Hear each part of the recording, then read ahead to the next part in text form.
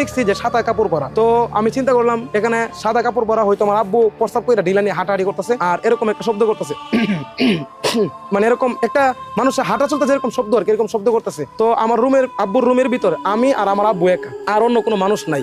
ওইটা দেখতে ভাই সাদা, মানে বাংলা কথায় বলতে গেলে এখন রাত্রেবেলা, তারপরে মানে ভৌতিক, যে ভৌতিক সাধারণত মানুষ যেরকম ভৌতিক, মানে আমরা ভৌতিক শব্দটা বললে যেরকম আপনার অনুভব হয় যে ভৌতিকটা কিরকম হইতে পারে এরকমই আর কি। তো সাদা কাপড় পরা, প্রথম দিকে তো আমি মনে করছি এটা আমার আব্বু, বুঝে না, তো আমি এরকম কিছু ভাবি নাই। তো আমি যেহেতু ডান দিকে ফিরলাম, ডান দিকে ফিরার পর দেখতেছে এখানে হাঁটতেছে, আমার ডান দিকে হাতটা যখন লম্বা করছি, লম্বা করার সাথে সাথে আমার হাতটা আমার আব্বুর গায়ের গলার মধ্যে গিয়ে পড়ছে। সাথে সাথে দেখি আমার সামনে যেটা হাঁটা চলা করতেছিল এটা গায়েব হয়ে গেছে, মানে এটা নাই। তখন আমার ভিতরে একটা চিমকে উঠলো, বা মানে একটু অবাক হয়ে গেলাম, কিরি এখানে দেখলাম এই মুহূর্তে কেউ একজন হাঁটতেছে, এখন দেখি নাই। তো আমার আব্বু যদি সুহির মধ্যে শুয়া থাকে তো এখানে এতক্ষণ হাঁটলো কে, আর আমার চোখের সামনে এখানে হাঁটছে, এই হাঁটার তাড়াতাড়ি আমার আব্বু তো শুয়ে যেতে পারবো না। তো এই জিনিসটা ভাইবা আমার মাথার উপরে সুইচ ছিল, এই সুইচ আমি কি করছি, এই বিদ্যুতের লাইনটা আমি সুইচ দিয়ে দিছি। সুইচ দিয়ে দেওয়ার পর লাইট ধরে উঠছে, লাইট জ্বালানোর পর দেখলাম এখানে কোনো কিছুই নেই, একবারে স্তব্ধ। আর গ্রামের প্রকৃতি, মানে জঙ্গলের পাশে যেহেতু মসজিদটা দেখতে অনেক ভয়ানক।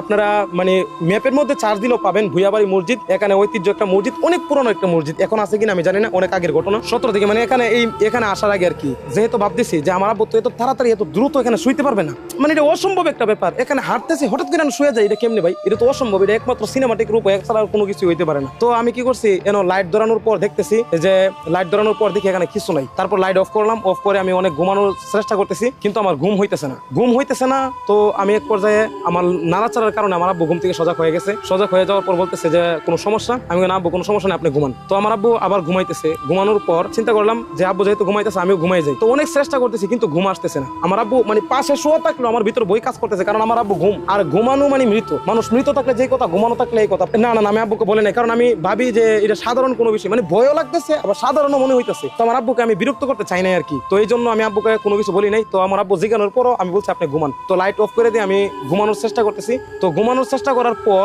মানে সবসময় যে ঘটনাটা ঘটে আর কি, এলাকার মানুষ সবাই যে বিষয়টা জানে। তো এলাকার মানে এই টিনের উপর অনেক জোরে জোরে ছাক্কা দিয়ে, অনেক জোরে জোরে ইটা দিই, অনেক জোরে জোরে উপর থেকে কি যেন পড়ে। তো উপর থেকে কি যেন একটা পরে, এই রুমের ভিতরে থাকলে আপনি এটা অনুভব করতে পারবেন, কিন্তু বাহির থেকে আপনি এটা অনুভব করতে পারবেন না। যে দেখা গেছে যে আপনি ভিতরে আছেন, আপনি ভিতরে উপর থেকে টিন ছিঁড়ে বিড়ালাইতেছে, একেবারে অবস্থা খুবই খারাপ, কিন্তু বাহিরে যারা বসা তারা কেউ কোনো সারা শব্দ পাইলো না, এরকম হইতেছে আর কি। তো অনেক এরকম হঠাৎ করে যেন একটা ঢাড়ার মতন একটা আওয়াজ হয়েছে। আমি তো আবার ফালদা উঠে বসছি, আমার জাকুনির কারণে আমার আব্বু ঘুম থেকে উঠে গেছে। বলছে কি হয়েছে? তখন আমি বলতেছি যে উপরে শব্দ হইতেছে। তখন আব্বু বলতেছে যে আমি তো খুব ভয়, আমার ভয়ে আতঙ্কে চকমক একেবারে লাল হয়ে গেছে। আর ছোট মানুষ, আব্বু বলতেছে, আব্বু বলে আরে বেটা এগুলো কিছু না, ঘুমাও, এগুলো কিছু না, এগুলো উপরে ইঁদুর দৌড়াদৌড়ি করে। মানে আমার একটা বুঝ দিছে, কিন্তু প্রকৃতপক্ষে এখানে ইঁদুর আসার কোনো সুযোগ নাই, এই সালের উপর ইঁদুর